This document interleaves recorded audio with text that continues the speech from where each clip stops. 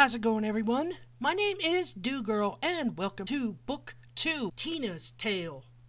If last time we left off with the ending of Book 1, Into the Light, where Harry, Ron, Hermione, Besh, and Tristina had successfully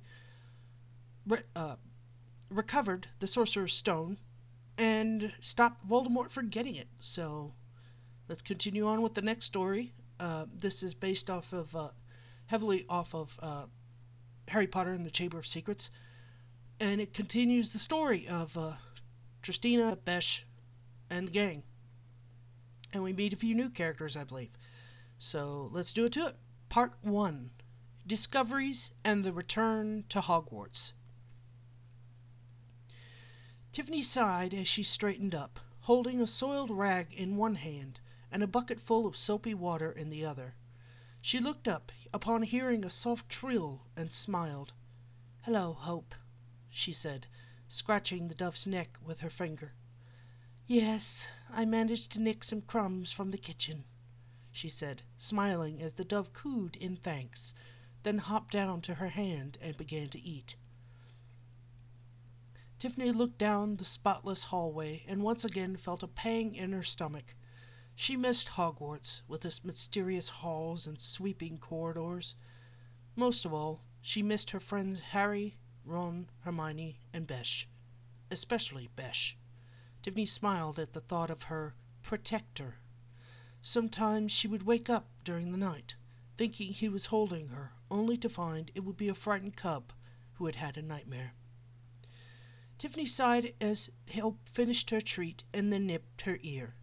Tiffany smiled and stroked the dove's neck again.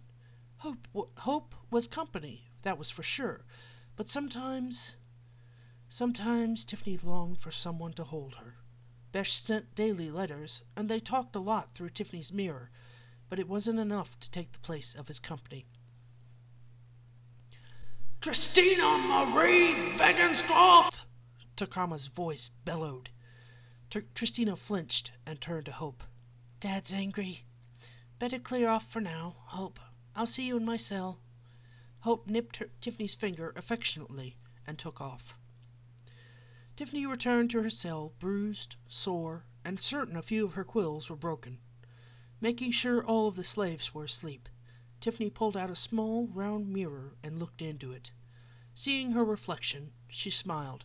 She knew that once Besh saw her, he would want to skin Takama alive. She was looking forward to it, actually. "Besh," Tiffany whispered into the mirror, waiting for Besh's face to appear.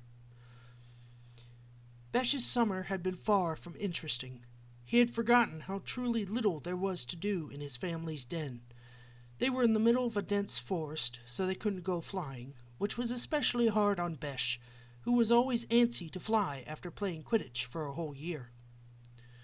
The only way he could keep his sanity was to go prowling around the forest and through writing and talking to Tiff, one of 4 people he wasn't related to, who he could keep in contact with.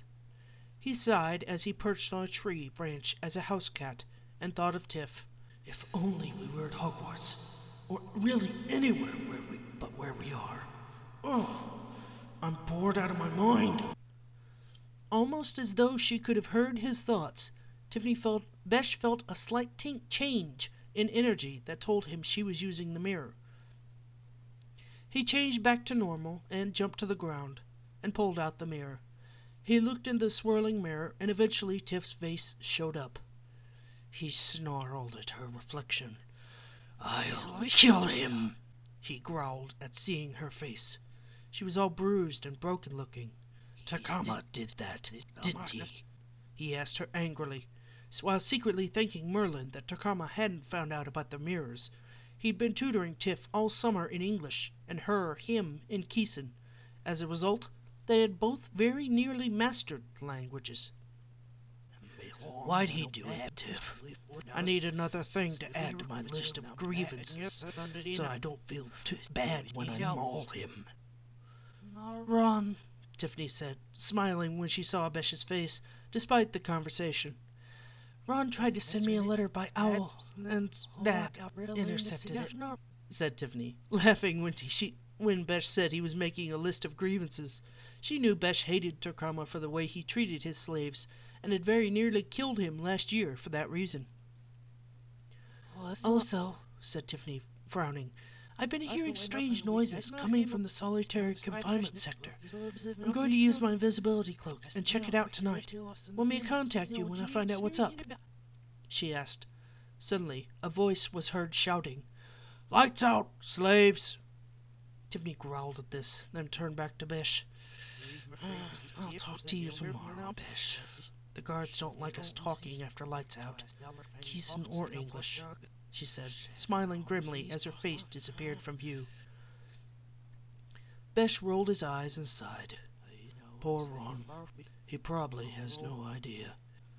That still doesn't change the fact that I want Turkama's blood for all the blood he's spilt. Everyone knows that. I'm pretty sure he knows that. Oh, all right, Tiff. Sleep well. And yeah, if you would let me know what you find out, that would be good. He smiled, mimicking her grim expression as her face slowly vanished. He placed the mirror back in his pocket. He kept it in and sighed again. Ah, Tiff, if we could only get you out of there. Shrugging, he walked back into his family's den. Where have you been? His mother asked as he walked in. I've just been outside, Matilda, he replied, using their word for mother. Bellissy, I worry about you. You're never home, and you're always out and around doing who knows what, his mother said sadly. Besh sighed and hugged his mother. Please don't worry, Matilda. I'm fine. I can look after myself, just like you, Patre, and the others. His mother nodded and said, I know, Bellissy, but it's my mothering side kicking in. I can't help but worry about you. You seem so distant. What on earth happened at that school of yours? Nothing of great consequence, Matilda. I just made some new friends and had a lot of experiences that have changed me. His mother sighed and said, That much I can see. All right, Bellissy, you need to get some sleep. All right, Matilda. Good night. He walked into the small alcove he slept in and lay down in the fur-lined indent that he'd made in the ground. He looked at the ceiling of the den and slowly fell asleep, wishing he could get out of here. But at the same time, he felt bad about his mother's concern. I wish I could make them see that I'm starting to grow up, he said out loud, before finally falling asleep. The guard passed by a third time, checking on the sleeping slaves. About midnight, one of Tiffany's hopeless silver eyes popped open. Pulling her invisibility cloak out of her trunk, she grabbed her mirror, threw the cloak over herself, and crept out of the cell. The Quessa froze as the cell door creaked open, then quietly slipped out. A guard approached her, and Tiffany's heart froze. However, the guard walked towards the cell door, closed it, and locked it. Dung must have left it unlocked again, he growled, walking off. When the guard had rounded a corner, Tiffany let out a sigh of relief, then used her sharp sight to make her way down to solitary confinement. As she walked down the increasingly dark corridor, she lit a dull ball of kai to light her way. Soon, she was right by the place where she heard the sobs. Please, please, don't hurt me, a voice begged in Keeson. Out of the corner of her eye, Tiffany saw someone scoot away from the bars of her cell. Carefully kneeling in front of the cell, Tiffany pulled off her invisibility cloak and looked at the prisoner. I'm not going to hurt you, she whispered, then looked down to her wand. Lumos minimus, she whispered, and the light faded to a dull glow. You're a witch? The figure whispered, coming a bit closer. Yes, Tiffany replied, kneeling down. Setting the invisibility cloak beside her, she raised her wand to get a better look at the figure's face. A scrawny hand touched hers, and Tristina's eyes widened. It was as if she was staring into a mirror. What's your name? The figure whispered. Tristina Wegenstroth. Yours? Asked Tristina. Tanissa Wegenstroth, Tristina gasped. Dad told me you were dead. They both whispered at once, touching each other's faces. Tinessa looked exactly like Tristina, except her bangs were short and choppy, while Tristina's were curved to one side. Both smiled. Then Tristina looked up as a light flashed at the end of the hall. "I'll be back, and I'll bring food," Tristina whispered, throwing the invisibility cloak over herself. "Nox," she whispered to her wand, racing down the hall. Slipping back into her cell, Tristina stuffed her invisibility cloak back into her blackish-gray trunk and pretended to be sleeping when the guard entered to check on them. She smiled, her eyes staring into the night. She had a sister, a friend, named Tinessa Wegenstroth. The next day, Besh was out and about again, having made sure to have a chat with his mother before he did so. It was plain to see that she was much happier that he was actually talking to her again. He had become rather distant from everyone, even if he didn't mean it. As he sat, he thought about a lot of things. Hogwarts, Professor Dumbledore, Harry, Ron, Hermione, Professors McGonagall, Snape, and Quirrell. Besh wasn't sure whether or not to hate Quirrell or pity him for what he had become in the end. Besh supposed it just went to show that death was better than a life of service to Voldemort. Besh shook his head and bowed it in remembrance of Professor Quirrell and his sad end. He must have been thinking longer than he had imagined, because the next thing he knew, it was night time. What drew him out of his thoughts was far more alarming. His pupils contracted as he caught sight of two huge lights coming towards him in the air. Are those headlights? A flying car? He thought, before jumping to the ground as the car crashed into the branches of the forest overhead. "Oi, Besh!" a voice called. Besh cocked his head. He recognized that voice. "Ron!" he called out. There was laughter, and then all went quiet as the car turned off. "Yeah, mate, we're here to come get you and take you to our place," Ron said, from about 8 feet above Besh's head. His voice sounded a lot deeper. Besh laughed and was about to climb up the tree, having already shrunk his entire wardrobe of robes and placed them on his person in preparation to return to Hogwarts, when he heard a gruff voice call out, "Belisi, where do you think you're going?" Besh rolled his eyes. "Padre, I'm going to stay with my friends for the rest of the holiday." "I'll be damned if you are," his father yelled. "Belisi Overangel, you will leave this place when you are supposed to, not before." "Padre, please," Besh replied. "I want to go. I've already gotten all my things ready, and—" "Belisi?" another voice said. "Matilda, please tell Padre to let me go with my friends. That way you won't be troubled with getting me to King's Cross so I can get on the express. They live closer to it than we do." "Ketsi, mi amor, let him go. What he says is the truth." "No, mi ama. I don't trust wizards. You know that." "Mi amor, those are children. They aren't capable of causing havoc." "And that's why they're driving a flying car?" "Belisi, I'll handle your father. Go with your friends," his mother said with a smile at him. Besh smiled back and said, "Arigato, Matilda. I'll see you next summer." His mother nodded and dragged Besh's father back inside the den as Besh climbed up to the tree and into the car. "Merlin, Besh," Ron said as he sat down in a misleadingly spacious car. "I've never been part of a conversation where I didn't understand a single word of it." Besh just laughed. Ron huffed in mock anger and then said, "Well, these are my brothers, Fred and George." The two redheads in the front seat turned around and said in stereo, "Hello there." "Twins. Wonderful," said Besh sarcastically, and they all laughed. "So, Ron, where are we heading next?" "Next, we're going to get Harry, and then Tiff. How is she, by the way? I tried to send her a letter." but she never replied. That's because Takama intercepted it, Besh said, and Ron winced. It's fine, Ron. She isn't mad at you for it, neither am I, so don't worry about it. Ron nodded, and they sat back and chatted on the way to Surrey. A couple of hours later, they were idling next to Harry's window.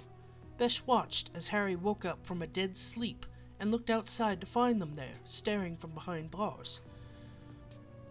Merlin, Harry, why are there bars on your window? Besh asked incredulously.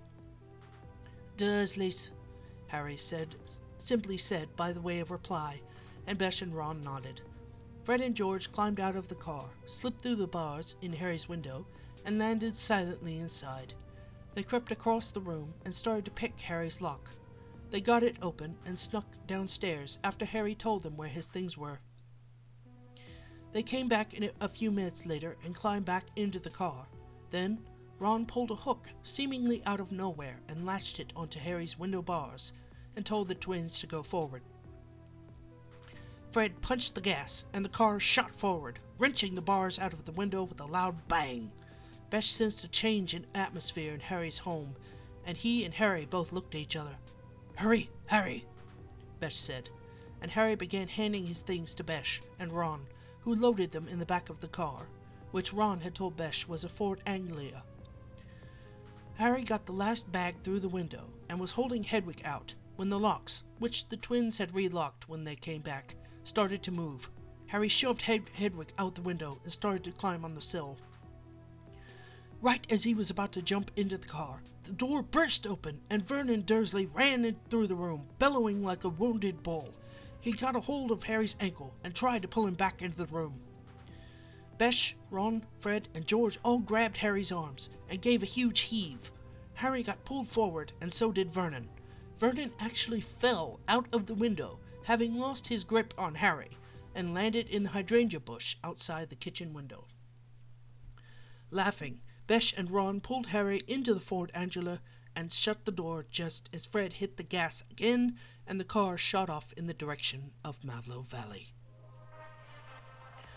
Dim the headlights, Fred, said George. We don't want to alert any of the guards. Fred nodded and landed with an unsteady bump next to a barred window. Psst, Sparky. Shh, keep your voice down. Shh. I'm right here, Tiffany said, peering through the window. Ready to go? Besh asked. Almost. I need to go get someone. You guys start on the bars. I'll be right back.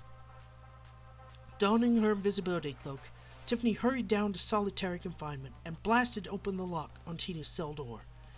It's time, Tiffany said, helping her weak twin.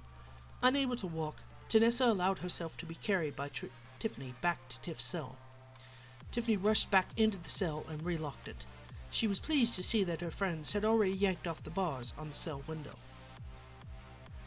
What the? Besh began as Tiffany took off her invisibility cloak with one hand. No time to explain, Tiffany said, letting out a trill. Hope fluttered down and perched on Ron's head as Tiffany handed Tina to Besh. Loading Tiffany's trunk into the trunk of her car, Tiffany was about to climb in when the cell door slammed open. Tina ducked in Besh's arms as Tiffany turned to see Takama standing in the cell door. Letting out a roar, he grabbed onto Tiff's tail. Get back in here, he roared, trying to pull the struggling Quessa back in. Setting Tina down, Besh transformed into a cat, ran along Tiffany's backside, and started swiping at Takama's face. Takama roared in pain and tried to get the cat off him when Besh leapt back into the car and transformed back into his normal self. Harry, Ron, Fred, and George managed to pull Tiffany into the car. Tiffany climbed in the backseat with Tina as Ron shut the door. Takama let out an enraged yell as he watched the Ford Anglia fly away with his two daughters. Besh laughed outright as they flew away from Vegenstroth Manor. Showed him, didn't we, Tiff? He asked with a grin. Ron and Harry were still laughing at the fact that Besh had reverted to scratching Takama's face to get him to let go of Tiff. Besh, that was bloody brilliant, Ron said in between gasps for air. Besh just smiled and then caught Tiff in a massive one-armed hug. I'm glad you're okay, Tiff. It was then that he turned his attention to the other Quessa, hiding behind Tiff. Tiff, Who's that? Besh, Ron, meet Tanessa. Tanessa Wegenstroth.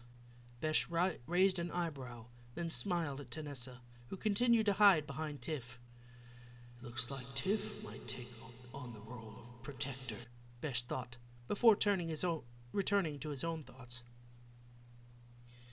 Later, the Fort Angela came coasting over a hill, and Harry, Besh, Tiff, and Tanessa beheld a crooked house that looked like it might be held together by magic. Besh supposed that they weren't too far off the mark. The car glided to a stop. The car glided to a stop on the ground outside of the house, and the 7 kids piled out of the car, looking a lot like those Muggle clowns. Hey, Tiff, Besh said quietly, I've thought of a nickname for your sister. What about Dina? He said, reverting to Keeson so that Tanessa could hear the name as well. Tanessa laughed and chirped, Monuto Tina! Besh laughed as well at the translation, Tiny Tina. They walked into the house, and Besh looked around. He'd never seen a house nearly completely run on magic. It was clean and tidy, and very, very homey. It's not much, but it's home, Ron said, munching on a roll. It's brilliant, Harry said, and Besh and Tiff nodded in agreement. Where have you been? A voice suddenly called, and Tiff's, Tina, and Besh's ears all laid back against their heads, and all of the Weasleys and Harry cringed involuntarily. Tanessa screamed at Mrs. Weasley's outburst, and Tiffany threw her arms out to protect her sister. When Mrs. Weasley emerged, Tiffany smirked as her sister whispered, Señorita Takama. Fred, George, Ron, and Harry all went rigid. The woman smiled at Harry and approached him. Harry, how nice to see you, dear, she said, smiling, and then she turned to Besh. And you must be Besh. How lovely. Ron has told me so much about you. She then turned to her sons, smile gone. Beds empty? No note? Car gone? You could have died. You could have been seen, the woman yelled. The woman reminded Tiffany vaguely of Takama. They were starving him, Mum, Ron said, pointing at Harry. There were bars on his window, he simpered. Well, you had best hope I don't put bars. The woman stopped when she saw Tiffany and Tina, who peeked out to see the reason of the silence. On your window, Ronald Weasley, the woman finished, but in a softer tone. Tiffany backed away, holding Tanessa behind her back. Besh got into his usual defensive stance. Mum, this is Tristina and Tanessa Wegenstroth. They're slaves at Takama's slave camp, which is near London, said Ron, motioning to the two. At this, Mrs. Weasley donned a look of pity across her face. Oh, you poor dears, she simpered, approaching them with open arms. Yen, Tiffany whispered to her sister as they were pulled into a loving embrace. Yen, Señorita Takama, Tina agreed, smiling. Besh smiled at Mrs. Weasley. You're nice. I like you. Mrs. Weasley giggled and said, Well, thank you, Besh. Then the smile slipped off her face as she turned back to her sons, who were trying to get back up to their rooms while she was distracted with the 3 anthers. Where are you 3 going? She asked in a deadly voice, and all 3 of them turned around at the same time. Nowhere, Mum, Ron said in a small voice. Right. Since you wanted to be up so early, you can go out and de-gnome the garden before breakfast. The 3 Weasley boys groaned, and Besh asked, De-gnoming? What's de-gnoming? Harry asked. You see if you follow us, Ron said glumly as they headed out the door. Wait, boys, take the book with you. The boys groaned again, and Fred said, Mum, I think we know how to de-gnome a garden better than Gilderoy Lockhart. Mum fancies him, George whispered loudly to Besh and Tiff. Besh smirked and Tiff giggled, while Mrs. Weasley turned bright red. "I do not, George. And if you're such experts, then I'll expect there not to be a single gnome out there when I come to check." "All right, Mum," Ron said as the 6 of them walked outside. "Are those gnomes?" Besh asked as one of them ran past and Fred ran after it. He picked it up by its ankle and said, "Yep, this is a gnome. Don't look exactly like little fat Santa Clauses, do they?" Besh shook his head, and Fred said, "All right, de-gnoming is really simple. The point is to shake them around so they can't find their way back into their holes in the garden. We do this routinely whenever they get too bad. It always takes them a while to find their way back." "Sometimes they don't even find their way back," George said, and Fred nodded.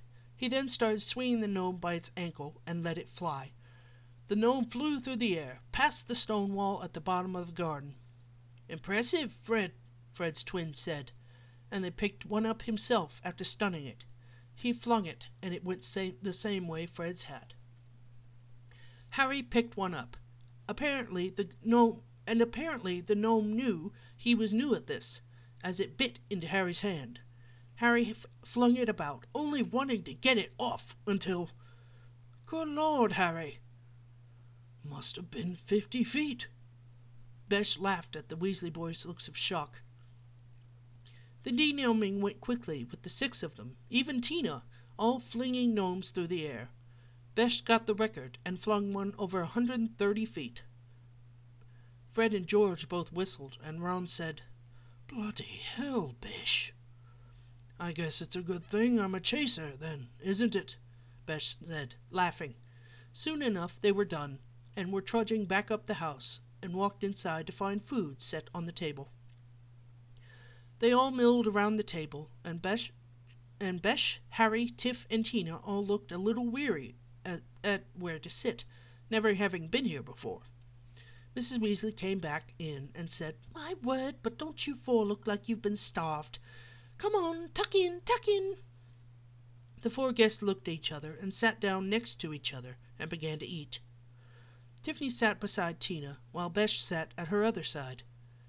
"What are these?" Tina asked, picking up a fork, spoon, and knife. Tiffany explained each of the utensils to Tina while a tall, balding man walked in.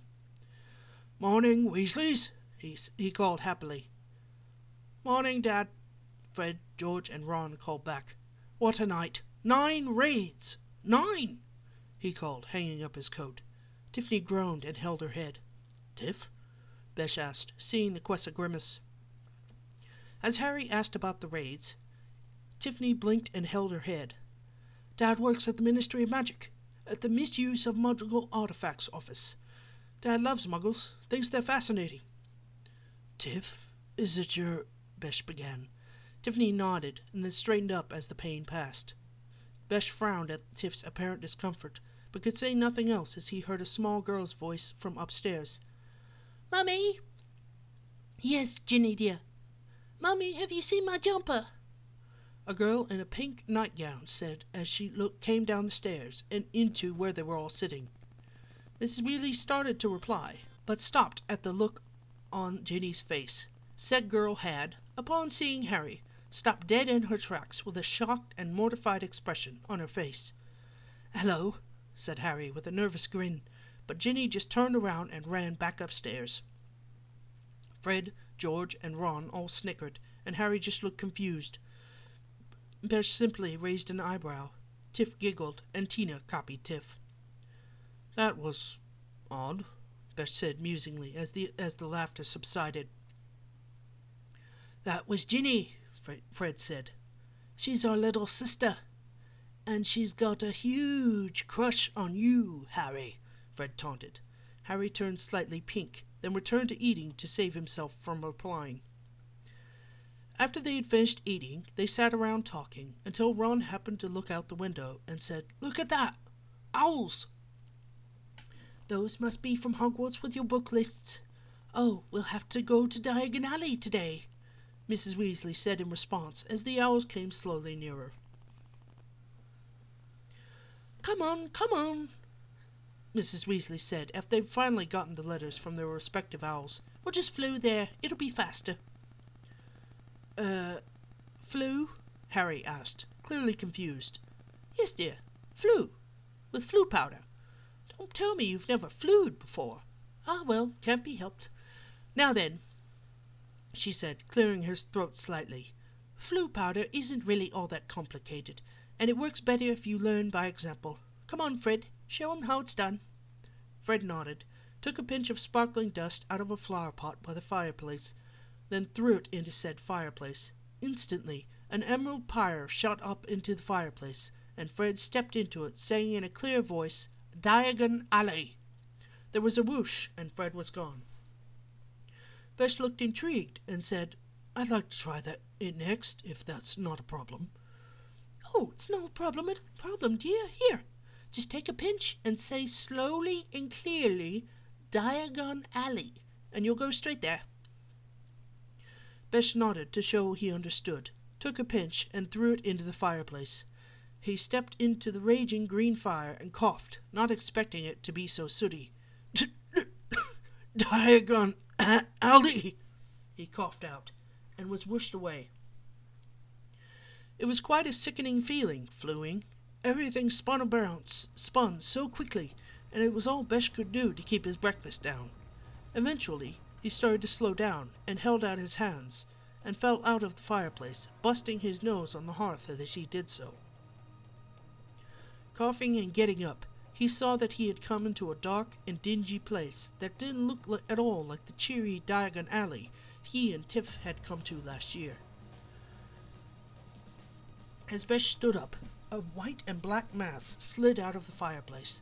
The figure shook her fur, and when the dust settled, a dirty Tiffany stood in the place. "I don't think I like flu powder that much," Tiffany coughed as Besh helped her up. "This doesn't look like Diagon Alley," she said, her ears flicking this way and that. She sneezed, her nose still full of ash. "Wonder what this thing is," Harry said, pointing to a rotting hand. "Never mind that," said Besh. "Let's get out of here." Tiffany nodded, shivering. The shop they exited from was called Morgan and Burke's. Tiffany shrank slightly as several wizards stared at her, but not the stares she was used to. These stares were hungry, stalking. "Besh," Tiffany whispered, "let's get out of this place." Besh nodded, and the two grabbed Harry and began to group their way out. "Not lost, are you, my dears?" an evil-looking witch asked. Tiffany backed away. No," stammered Harry, turning to walk down the opposite way. Besh and Tiffany were brought up short as more wizards crowded around them. One of them grabbed Tiffany's wrist and held it high, showing her brand. "Bring the ropes," one wizard called. "Vagenstroth'll pay triple for all of 'em." Besh tried to shift to fight back, but they bound him too tightly. "They must be insane if they think they can turn me over to Takama," he thought, struggling fiercely. Still, he made no headway. He'd all but given up, and knew Tiff and Harry had nearly done the same, when suddenly, "Arr!" a wizard yelled, focusing on something out of the three teens' line of vision. Then, wham! The person holding Besh fell to the ground heavily, and the people holding Tiff and Harry thought better of defending their catch and ran. Around them, the people went back to their business. "Don't want you down here," a familiar voice said, and Besh relaxed and smiled. "People might think you're up to no good." "Hey, Hagrid," Besh replied. Then Harry asked, "Hagrid, where are we?" "This here's Nocturne Alley. Lots of dark people shopping around here." "Then what are you doing here, Hagrid?" Besh asked quizzically. Hagrid looked around shiftily and said, "I was just, getting some flush-eating slug repellent. They ruin all the school's cabbages." Besh quirked an eyebrow at Hagrid's reaction, but didn't say anything more about it. "But why did they come after us, specifically? And why did they mention Takama?" Harry asked. Hagrid sighed and said, "That's because Tacama's got a warrant out for Tiff's capture. Same as last year, Harry." Harry nodded, and Besh sighed exasperatedly. "I wish he'd give it a rest. But then again, knowing him, he won't." Hagrid turned around and led the other three out of Knockturn Alley into the waiting arms of a distraught Mrs. Weasley. "Oh, dears, we'd only thought you'd gone one great too far," she said. "Tiff!" Tina shouted, rushing into her sister's arms. "I was so worried. I tried to ask Mrs. Weasley what happened, but she doesn't speak Kizan, and—" "Shh, shh. It's okay. I'm here. It's okay," Tiffany whispered, stroking her sister's hair. Tiffany looked up as she patted her sister's head and then smiled to Besh. Besh returned the smile. As Mrs. Weasley fussed over the twins, Tiffany held her sister close to her, determined not to be separated from her again. "Ladies and gentlemen, Gilderoy Lockhart," a man called. The crowd clamored as a man wearing golden yellow robes with white cuffs. His teeth glimmered as the cameras flashed across his face. Looking past Besh, the wizard's eyes fell upon Tiffany and Harry. "Tristina Fegenstroth and Harry Potter," he whispered, smiling. Tristina and Harry gasped as they were pulled to the front of the line. "Nice big smile, you two," he said, clasping Tiffany and Harry on either side of him. "Together we can make the front page." The camera flashed across their faces. Harry's burned with embarrassment, while Tristina's burned with fright. She had always tried to stay out of the limelight, since publicity, to her, meant being found by Tacama faster than she wanted. "Also, these two will be getting the real magical me, as I will be taking up the post of defense against the dark arts," Lockhart declared, still pinning Tristina and Harry to his sides. Shoving 2 complete sets into their arms, he shooed them away and said, "Now, ladies." Tristina and Harry staggered over to Mrs. Weasley, who took their books breathlessly, both at seeing Gilderoy Lockhart and learning that Gilderoy Lockhart would be teaching at Hogwarts. Besh's eyes slanted at the rather egomaniacal man as he continued smiling that annoying, brilliant smile for cameras and legions of adoring fangirls. "Oh, just what we need.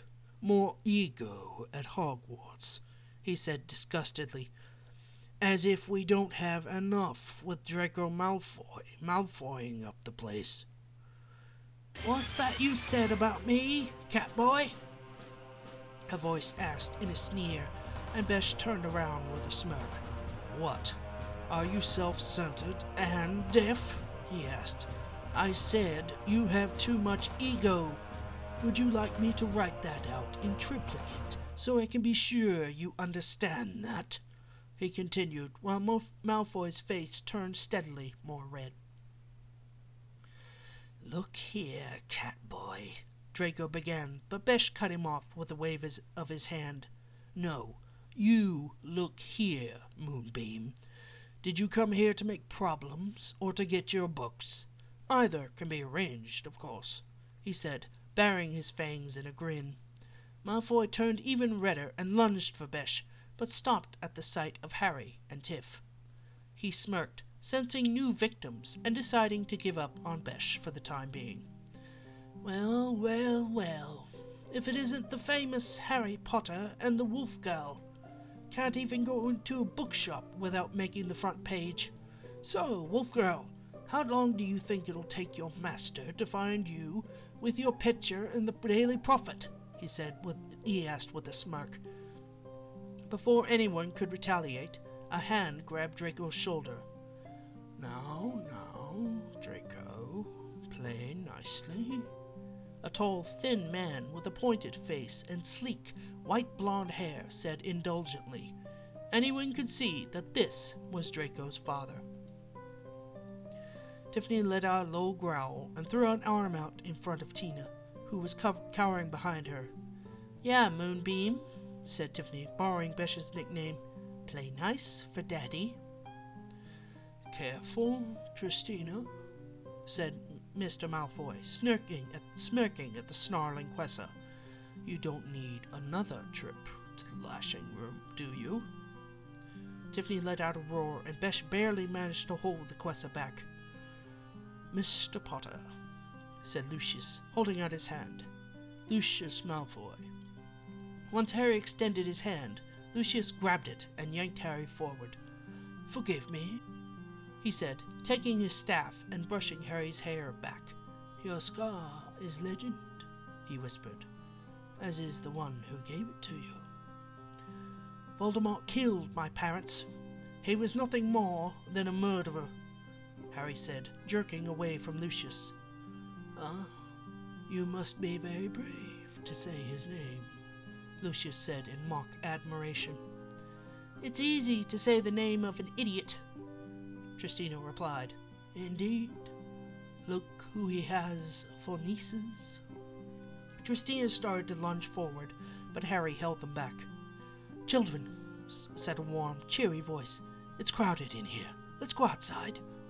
Well, Weasley Senior," said Lucius, smiling. "Busy time at the Ministry, are there? All those extra raids? I do guess they're paying you overtime," said Lucius, picking up a book out of Ginny's cauldron. "But judging by the looks of this," he said, showing the book, "I'd say not." He then dropped the book back into Ginny's cauldron. "Mingling with escaped slaves and muggles. I thought you could go no lower," hissed Lucius. Mr. Weasley forced a smile, then shuffled the children past the two. As they got into the open air, Tristina bit a tree out of frustration. "He made you very angry. He is a bad man," Tanissa said, walking beside her sister. "A very bad man, Tina," Tristina growled, staring back at the two. "A very bad man, indeed." "It's 10:55. The express leaves any minute." Fred, George, Percy, Ron, Ginny, Harry, Tiff, Tina, Besh, Mr. Weasley, Mrs. Weasley all ran for the station at breakneck pace, trying to get to platform 9 3/4 before the Hogwarts Express left the station. "Fred, George, Percy, you first," Mrs. Weasley said, but Fred and George had already run through the barrier between platforms 9 and 10 before she'd even started talking, and Percy was on his way through. "Tristina, Tanessa, Ginny, you next," Mrs. Weasley said hurriedly. "Set that go!" Tiffany yelled to Tina, and the three girls ran forward rapidly, slipping through the barrier. "Besh, you come with us," Mrs. Weasley said, and turned to Harry and Ron. "I trust you boys can make it through the barrier." "Yes, Mum, please hurry," Ron said, trying to keep his voice as polite as possible. Mrs. Weasley nodded, and her, Besh, and Mrs. Weasley all ran through the barrier, coming out on the other side just as the train started to billow smoke. "Run, Besh! Get on the train!" Mrs. Weasley yelled, taking his things and handing him Loss's kennel and shoving him lightly. Besh nodded and ran as fast as he could, jumping onto the train's landing just as the train started to inch slowly forward. Sighing, Besh opened the kennel and let Loss out. The cat slowly stalked out of the kennel, silver fur absorbing light and then re-releasing it tenfold into the brightness. It walked along until a voice called out from a compartment. "Loss? Where's Besh?" "Here," he answered, as he walked in to find Tiff, Tina, Hermione, and Ginny in a compartment. It was then that Besh remembered Hermione had never met Tina, but Hermione, as though she'd read his mind, said, "Yes, Tiff has already introduced me to Tina. I can't believe there are two of them now. It'll be like first year all over again, won't it?" she asked with not a bit of venom in her voice. Besh and Tiff laughed, and Besh nodded. "Except this time," he replied. "I won't be the one doing the protecting." They laughed for a few more seconds. Then Hermione said, "Besh, where are Harry and Ron?" Besh turned around, having just noticed they weren't with him. His ears twitched slightly, and he said, "They They aren't here. Harry and Ron no here? Tanessa asked confusedly, and Besh said no, while shaking his head. This isn't good. Why wouldn't they be able to get on the train? Hermione asked worriedly. Mayhap they got in a bit of a fix with the barrier, Besh said thoughtfully. The last time he'd seen them was before he had run through the barrier, and if they weren't there now, they must still be at the station. Tiffany gently stroked Loss's silver fur as the cat rubbed up against her, purring. Tina looked down at her lap, then looked worriedly at Tiffany. Tiffany, she began, looking searchingly at her sister. Is Hogwarts another slave camp? Tiffany smiled widely to Besh, apparently remembering when she herself had asked that question, and turned to Tina. No, sis. Hogwarts is a school for teaching magic. It's the farthest thing from a slave camp. The headmaster, Professor Dumbledore, is a very old, very wise man. He runs the school and takes in anyone as long as you have magic. Tina then looked sadly at her own hands. She closed her eyes and clenched her fists. Suddenly, her fist began to shake and her hands began to spark. Tina?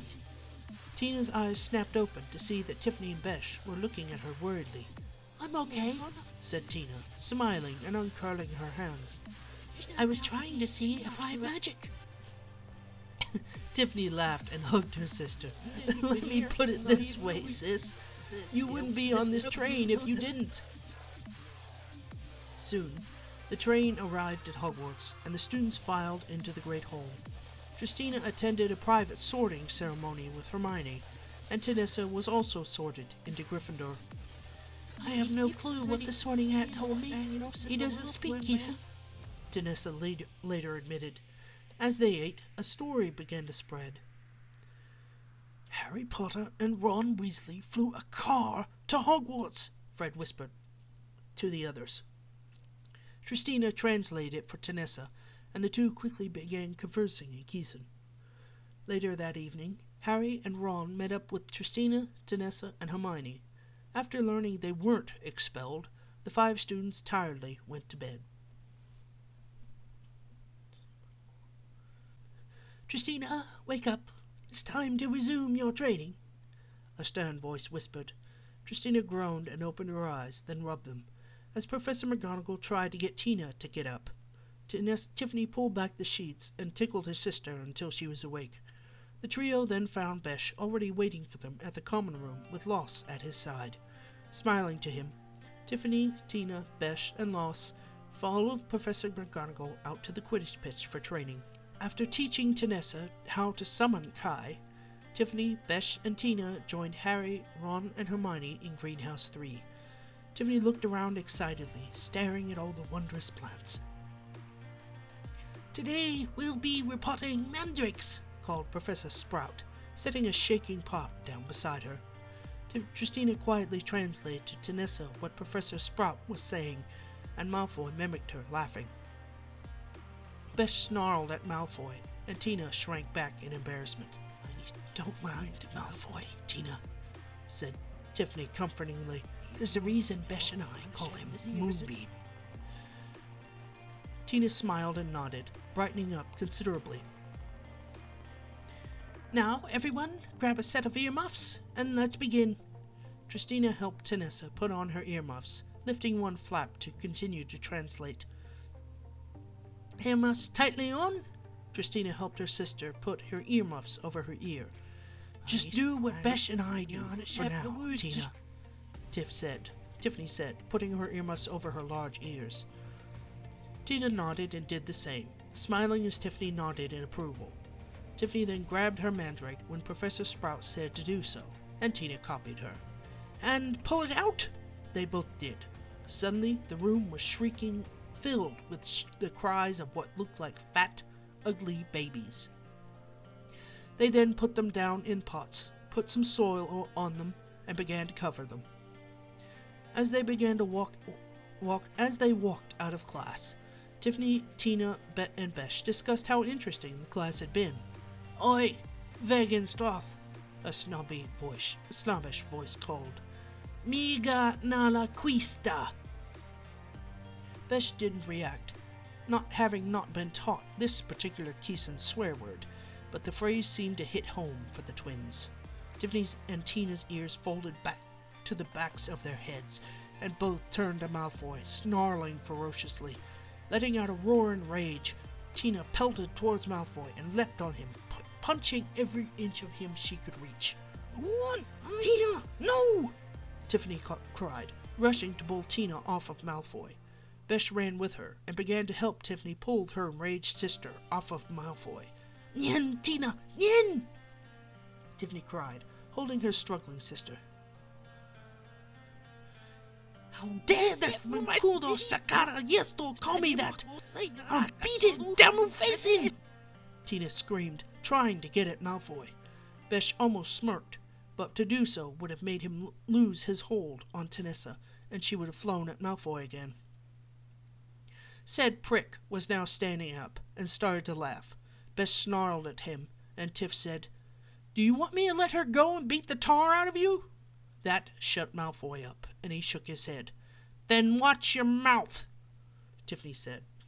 Besh nodded and said, "Or Tina won't be the only problem you've got." Malfoy seemed to get the message as Besh and Tiff began to drag Tina to their next class. Once they were out of Malfoy's sight, Tina broke down crying and asked, "Why is he so mean? It isn't fair." Besh and Tiff looked at each other, and Besh took the hint that Tiff needed to explain to Tina about Malfoy. Later on, Besh learned that Malfoy, surprisingly, hadn't brought his father into it. He was on his way to Gryffindor Tower, and he happened to pass by the hospital wing after taking a wrong turn and not really caring. He'd heard that Malfoy claimed that he'd fallen down the stairs, not that Tina had attacked him. Later that day, Fred and George walked past Besh, Tiff, and Tina, who were all chatting in Keeson so as to make Tina feel more comfortable. Besh looked at them in time to see them blowing on the tips of their wands as though blowing smoke from a smoking gun. Besh and Tiff smirked, both grateful that the Weasley twins were Gryffindors and not Slytherins. They'd be at the mercy of two rather formidable siblings, if said siblings were their rivals. And that's it for part 1. I hope you guys enjoyed this newest installment. After giving my voice a bit of a break, I'll get to part 2. And before you ask, yes, I did steal the Miga nala quista from Lilo and Stitch, and the word nine or nyen from, I believe it's Swedish for no. Later in the series, though, I change it to Naga just because it's easier to say. Anyways, thank you all so much for watching. If you liked the video, please like and comment down below. I really do appreciate it. Take care of each other. God bless you all. And I'll see you all later. Oh, I gotta give my voice a break.